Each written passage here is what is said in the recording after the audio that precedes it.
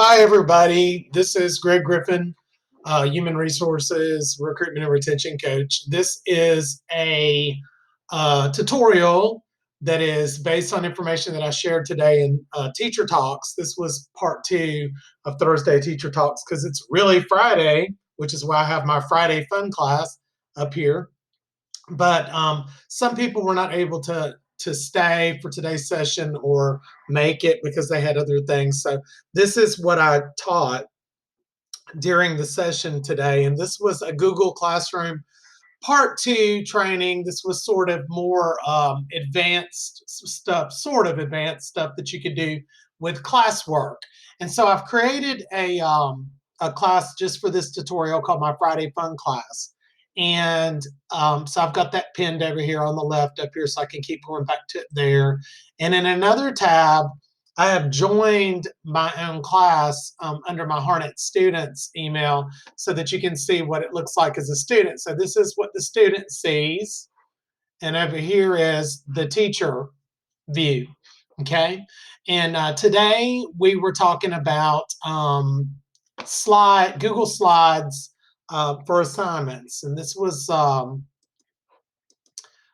actually, let me back up before I get into this. We were clearing up some loose ends from yesterday. And the first loose end was, how do you control your notifications? Like if you get an email for every time a student does anything in Google Classroom, then your email will get out of control. So for your notification settings, you would go to the top left of this. Looks kind of like sort of like a hamburger. Top left, click on that and scroll down to settings. And then you have your notification settings. I talked about this today. I talked about how you can cut all notifications off, but that will cut them off for everything in every class, whether you're a teacher or a student. So we might want to leave the notifications on, but then you can pick and choose. Do you want a notification every time somebody comments? Maybe not. Do you want a notification when they comment and they mention you by name? Maybe you do. This is a personal preference. If you're a student and you're on top of stuff, you might not want any notifications at all. I don't know. It's just up to you. Or maybe you want reminders, due date reminders for your work. This is just personal preference here. Classes that you teach, you can cut that off too, on or off as you would like. And then down here, you can unfold this. And this has all the different classes that I'm either a teacher or a student in. And you can cut notifications on or off down here for each class. So for notifications, we go to the hamburger in the top left all the way down to settings. And that's where I was just then. And now I'm going to go back to my classroom. The other thing that was a loose end from the day before was today we were working in the April 2nd training class. We were talking about guardians, and we know that to invite guardians, we just go after the student has joined, we just click on invite guardians and we type in the parent's email or the guardian's email, and then we click on invite. And you can email all your parents that way too. We talked about that briefly this morning. And then the parent will get an email that will let them either sign up for the email summaries or deny that they are the parent or guardian of the child.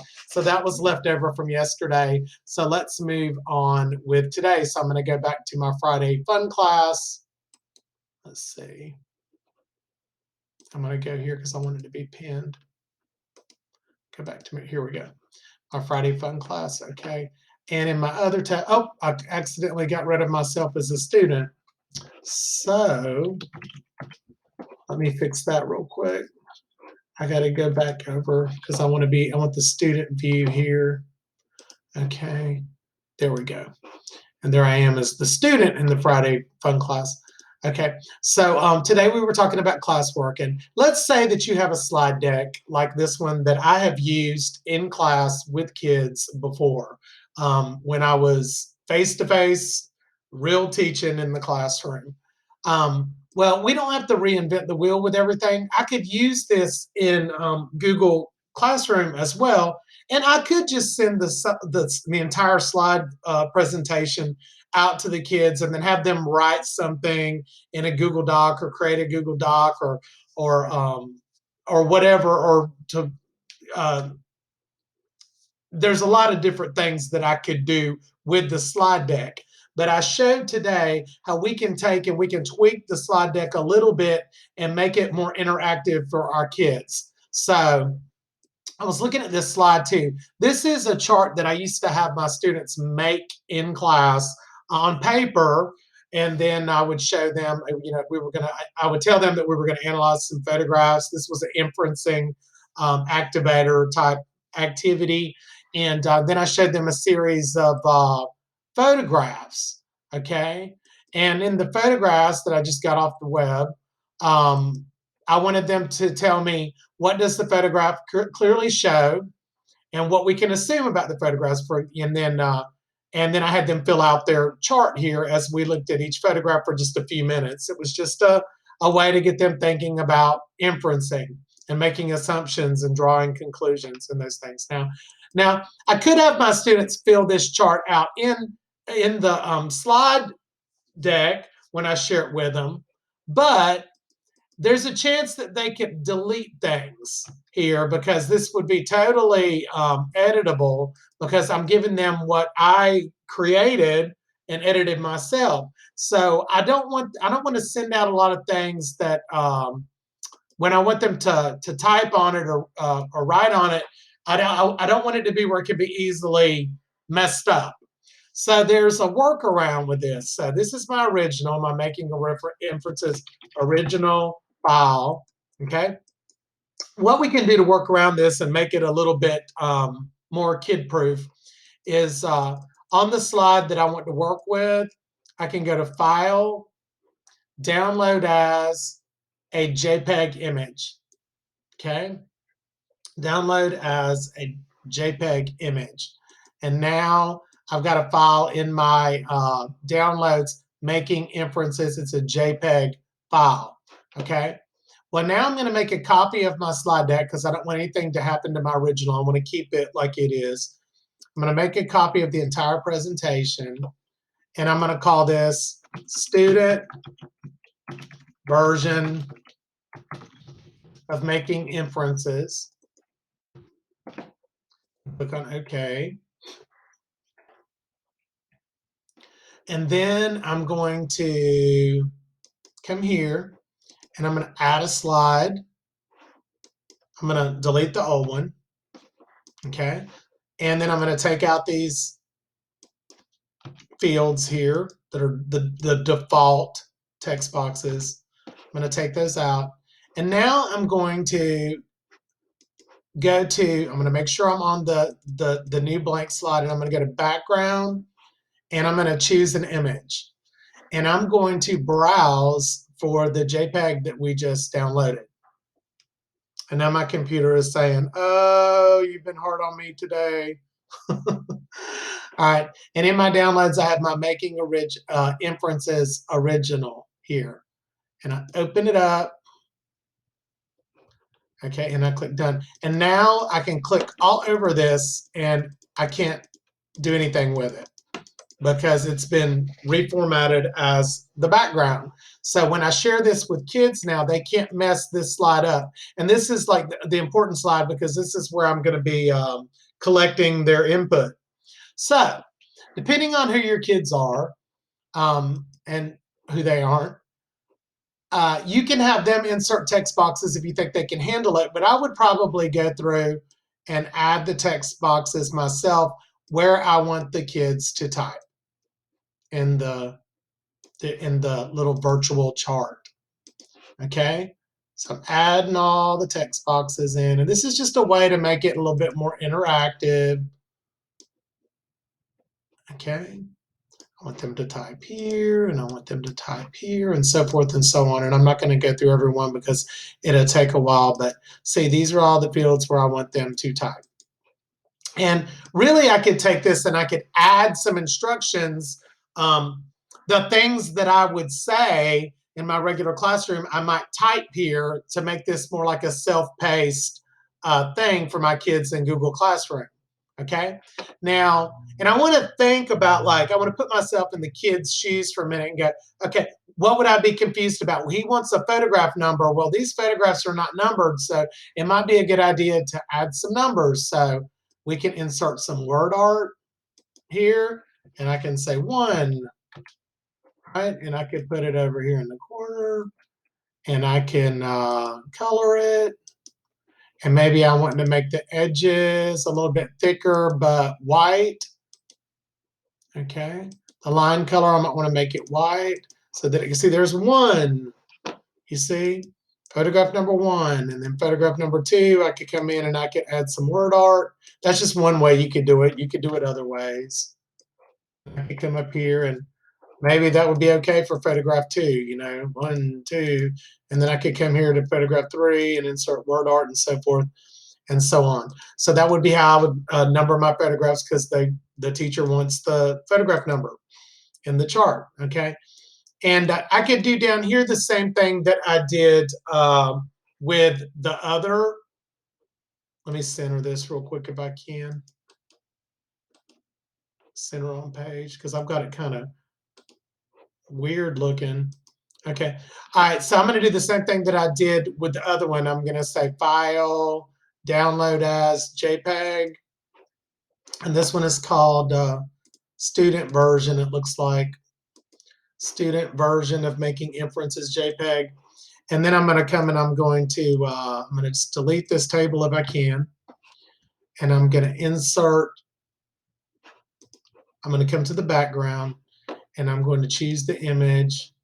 I'm going to browse for it. Student version, open,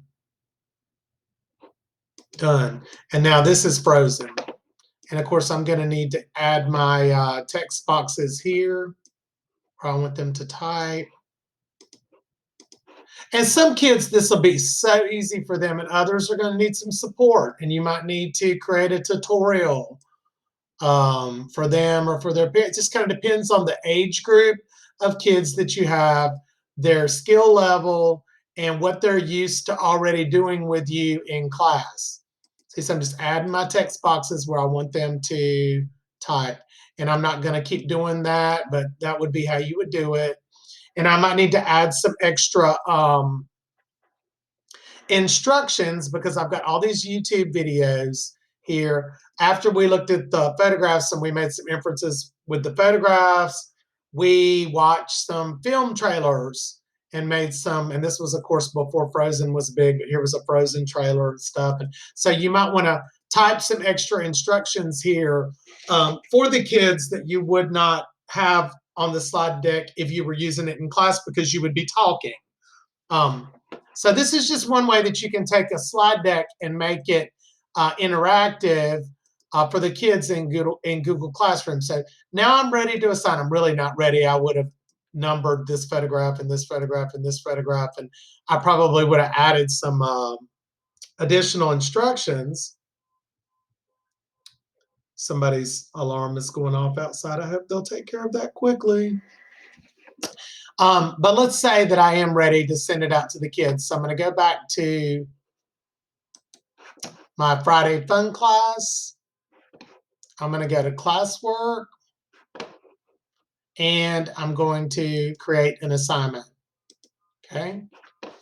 And I'm going to call this assignment Making Inferences. And then I have these optional instructions. Work your way through the slide deck. Follow the instructions. Fill out any charts that need to be filled out, and so forth and so on. See me if you have any questions. Okay. And I need to add to this assignment because I want to add the slide deck that I've already formatted, kind of like a template, and I'm adding it from my drive. Okay. And in my recent, it's right here, the student version. I'm making inferences. Okay. And instead of the students just being able to view the file, which would work for a lot of things, I want to select make a copy for each student. Okay. And then I can send it out. So this is for my Friday Fun class. Here you could, if you have multiple cores, different classes, you could check the classes you wanted it to go to. I want this to go to all students, which of course I'm the only student in my make-believe training class, but if you wanted to differentiate, you could there. 100 points is what I've got it set on. The due date, I'm going to say Wednesday. This is hypothetical. For the topic, we're going to create a topic. This is ELA. We want to make sure that we create topic labels for our assignments so that we don't, our Google Classroom does not get out of control. Okay, and now I'm going to assign it. All right, so now I'm going to show you what the student would see with something like this. I'm going to give the computer a minute because it's dragging. It's saying, Greg, you have really wore me out today. So if I come back over here to my Friday Fun class, this is the student view. I'm going to refresh. Greg Griffin posts, that man's making me do inferences again. I am so tired of his mess. Okay, and I can see what it is. And I can say, okay, he's saying we're going to make some inferences, work your way through the slide deck, follow the instructions, fill out any charts that need to be filled out, see me if you have any questions. Here's my work. I don't need to add or create. This is something that you're going to have to work with the kids on. My work has already been prepped for me. So I'm going to click on this. All right. And okay, so here's my making instruments. Photo number 1. What does the photograph clearly show? What can we assume? Okay, and see when they click there, they'll be able to type an answer. Okay, but they can't change the text in the background. And so then I'm going to look at photograph number 1. You might have to have some another slide here with written instructions, maybe. Okay, well, I can clearly see what the photograph clearly shows is that there are children wearing pink party hats. Let me put number 1 here. Let's see, the photograph clearly shows children with pink party hats. I'm going to assume that this is a birthday party. Okay. All right. And then I'm going to go through down to photograph number 2 and so forth and see number 2 here. I can put the photograph clearly shows this is what do you want to call it? It's total devastation. I'm going to assume that a tornado's gone through and so forth, and I can type my answers and I can type my responses. And let's pretend like we typed all of our answers in here and we work down and name of film. What's he talking about? Film. See, that would need some extra instructions here. Here are the films, but you would need to add an extra slide here if you were the teacher before you sent it out that would tell them what to do. And you can make it colorful and change the backgrounds to cut, just like in class, you want to make it pop. We've got a theme here that just totally covered up my chart, but you would need to do that as the teacher before you send it out if you wanted to use colors and things like that, or little cartoon images or whatever you want to do depending on your age group. And then, okay, so we can fill this out. We're going to pretend like we've seen that as explicitly shown, and that can type all my responses and so forth. And when the time comes for me to turn my work in, I would go back to the assignment tab. We don't have to share it. We come back to our assignment tab and we click turn in. Okay. And you got to make sure they click that second turn in button. And they need to see, you need to teach the kids if they don't see turned in, that it's not turned in. Now I'm going to go back to my teacher view. I'm going to refresh. Okay, in my stream, making inferences. Oh, let's see, one person has turned one in. Well, that's all I have. And I could click here to get to it, or I could click here to get to it. Okay, and I can see, and I can go through and I can look at the responses that the kids added to the slide deck, right? All the way through. And I can come over here and say, I'm going to give him a 60 because he didn't finish it. I'm going to make a private comment that no one else in the class can see. Why didn't you finish analyzing the film trailers?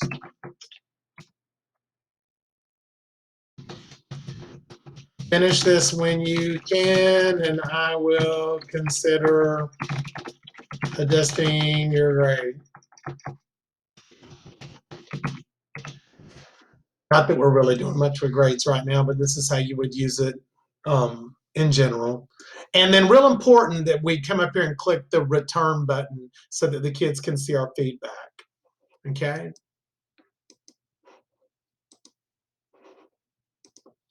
And we can return it. And it's returning. And now I can go back over to the student tab and I can refresh.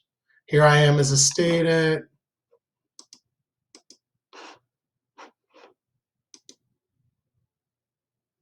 Okay, and I can come over here and see there's the teacher comment.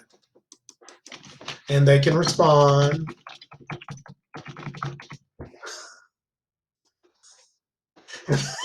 You tell that I've worked with seventh graders before. And they can also resubmit. So if they hit on resubmit, you know, but they would need to do something to it before they resubmitted it, or they're just going to be turning in the same thing. Okay. And then they would go back over here and then resubmit. So we would maybe add, they can add to it. I don't remember what film trailers I used and so forth. And they can tweak it and add to it and then come back over here and they can resubmit. And the teacher will get it back again. Okay, so this is the point where I would say, are there any questions? But I don't have a way of doing that right now. So I'm going to share with you quickly the other thing that I shared with them today, and then we're going to call it a day for this tutorial. So I'm going to close these slide decks. And really just these slide decks, you could make a unit here that they could self-pace, work their way through in a week. Like you could add, you could just have them work their way through. Middle schoolers and high schoolers for sure can handle this. I think the upper elementary grades probably could too. And I don't know about the littles; they would need guidance. But I think this is a way to engage them. Is, you know, you could have a slide deck where it has prompts like insert a picture of the Roman Empire here, you know, in red, that they go through and they respond to the prompts and sort of design their own slide deck. You can add videos to the slide decks. I'll show you how to do that in just a minute. I'm getting ahead of myself. So we're going to close this out for now. All right. So let's say that I have a PDF that I've gotten from Teacher Pay Teachers. And I want to share it with the kids. Here's a story skills PDF that I downloaded for free from Teacher Pay Teachers. And let's say that I want to use this in Google Classroom. Well, I can send this to the kids in an assignment and have them look at it, but they wouldn't be able to do anything to it. I could maybe have them create a Google Doc and put their answers on that, but that would be two separate documents. Well, one way that I can send this out to them, this is just one way because there's Kami, Kami, and different things that we can use. But one way that this works, and I've seen it work because I've done it, is I can take a screenshot of my PDF. So I want to make it where I can see it all. I just went up here and adjusted it. I think I'm in Adobe right now. And to screenshot on if you're on an Apple or a Mac, a MacBook Pro or something like that, you can do Shift plus Command plus 4 to do your screenshot. But I'm on a PC right now, so I'm not going to use Shift plus Command plus 4. That doesn't work on a Windows PC, but that's an Apple thing. I'm going to use my snipping tool. And I'm going to do a new snip. And I'm going to click in the corner and just drag until I have what I want of my PDF. Okay, there's my story elements PDF snip. And then I'm going to go File, Save As, and I'm going to call this Story Snip. And it's going to my desktop. Okay. And then I'm going to close this out and I can get out of Adobe now. Okay, I can. And then I can go to my drive and I can do a new slides. Okay, I'm using slides again. And right now the slide shape does not match my snip shape. So I need to resize my slides. So I'm going to go to File, Page Setup. And by default, it's set on widescreen. I'm going to click that little arrow there and I'm going to go Custom. And I'm going to change this to the same size as a sheet of typing paper, 8.5 by 11. And I'm going to hit Apply. And so now my slides are going to look like typing paper. They're going to be the same shape. Okay. And I'm going to call this Story Elements for Students. And what I'm going to do here is I'm going to go to my slide 2 because I'm going to give them a story here to watch or read. And it might be several slides. But when I want them to respond, I'm going to get rid of my text boxes. And I'm going to go to my background again. And I'm going to choose the image that I snipped, which I believe it was on my desktop. Story snip. Okay. Done. Okay. And so there it is. And they cannot alter it. They can't do anything to it because it's been solidified as the background. All right. Now, what I'm going to need to do here, though, and this might not be the best handout to do this with, is I'm going to need to add text boxes to it like I did before. Insert a text box. Okay. There. And wherever I want them to type, I'm going to need to add some text boxes and so forth. Okay. And this would be a little time consuming, but you only have to do it once because it will make a copy for every child. You know, so you might not want to have so many places to respond, but this is how you would do it. Okay, wherever you want them to respond, put a text box. Okay, now up here for my story, I could, if I wanted to make this like a little unit, I could do some word art. Let's say that we're doing the 3 little pigs. See, and I could drag this up to the top and I could use some bright colors. I could maybe make it pink and make my background black.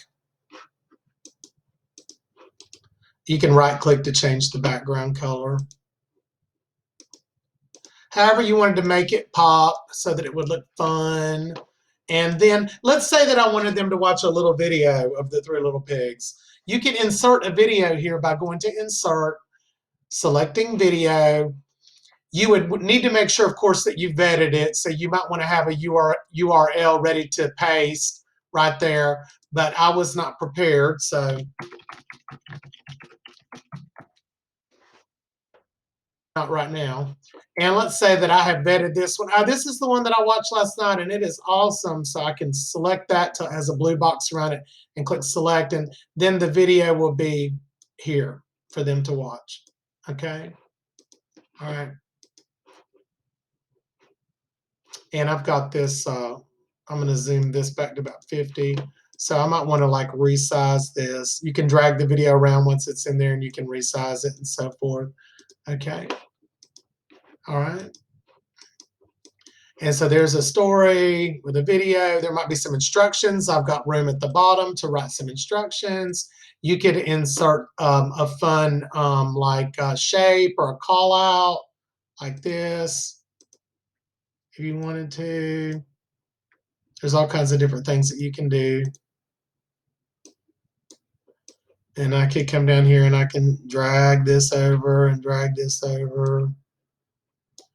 And I can, inside I can put, watch the story, pay attention, then fill out the graphic organizer on the next slide.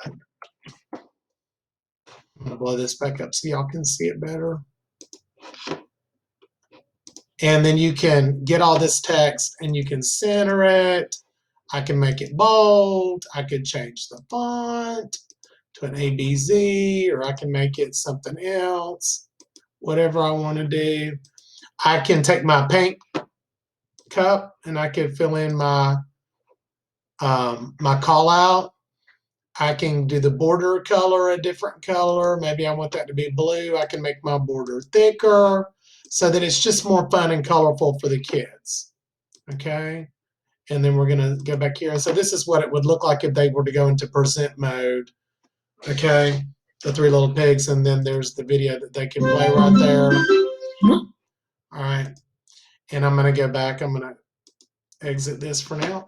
Okay. So I could just make a fun little unit here in my Google Slides, and here's where they can put their responses and everything else. And so now I'm ready to make it an assignment. So I go back over to my teacher tab for my Friday fun class classwork, create assignment. I don't want a quiz. Create assignment. And we're going to call this the 3 pigs. And I'm going to say, work your way through the slides. Provide your responses when they are asked for, or however you want to give your instructions. And then we're going to add from the Google Drive the story elements. We're going to add it. Story elements for students. I want the students to make a copy of their own, make a copy for each student. Okay, 100, we're going to give this to all students. We're going to make it due on, let's see, much later, whenever you want to make it due. The topic again is ELA. Can y'all tell that I have ELA background? I could attach a rubric if I wanted to, but I'm not going to attach a rubric. And then I can assign. So if I go back over to the student view on my Friday fun class, oh my goodness, a second, let me refresh. There it is.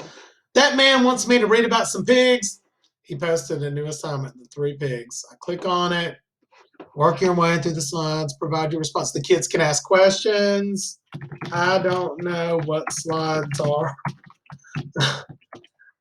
They can ask questions. You can have dialogue with them right there. This would be more public out here. This is private over here. So if I want to ask them a private question, I would put it here. Mr. Griffin, help me, please. That's what they would type if they were in the 7th grade. Some of them. And then the work, the template is already here. I can click on the work here.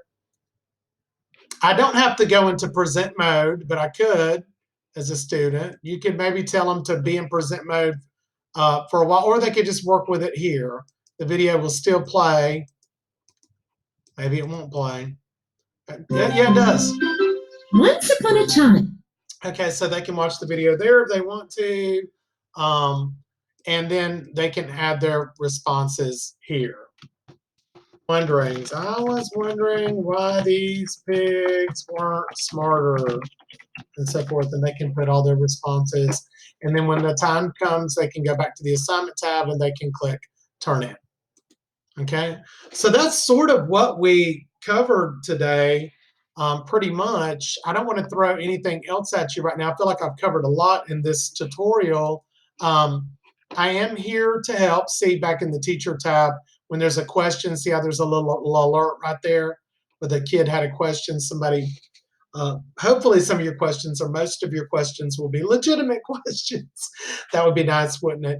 I'm going to go for now. And but if there's anything that I can do to help you with your remote learning or your Google Classroom or ideas of how to make your Google Classroom pop, please, by all means, reach out to me at ggriffin@harnett.k12.nc.us.